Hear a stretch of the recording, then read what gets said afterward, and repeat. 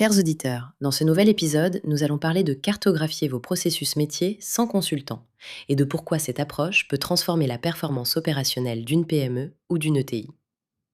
D'abord, rappelons ce qu'est un processus métier. Une suite d'étapes répétables qui conduisent à un résultat, comme préparer un devis, livrer un client ou gérer les fournisseurs.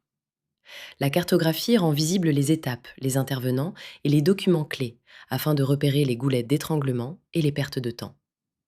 Nous proposons une méthode simple, sans logiciel coûteux ni expert externe, fondée sur 4 étapes pratiques. Étape 1. Choisir un processus à cartographier, idéalement un processus concret et récurrent. Étape 2.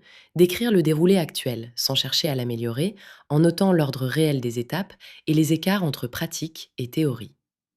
Étape 3.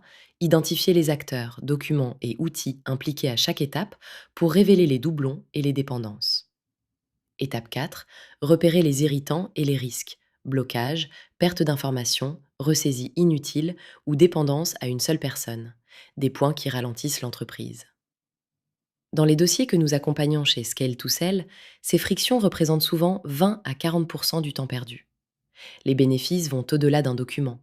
La cartographie peut faciliter la délégation, aider au recrutement, soutenir la digitalisation et servir de base pour une transmission. Pour aller plus loin, privilégiez un format visuel simple et construire la cartographie avec les équipes concernées afin d'obtenir un schéma fidèle et accessible à tous. Il est aussi important de mettre la cartographie à jour régulièrement, tous les 6 à 12 mois, car les outils, les personnes et les contraintes évoluent. Chez Scale to Sell, ces cartographies servent souvent de point d'entrée avant une structuration plus globale.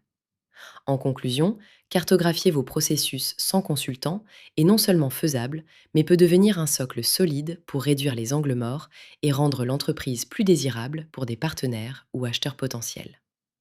Pour en savoir plus, consultez notre article et contactez-nous si vous souhaitez un accompagnement.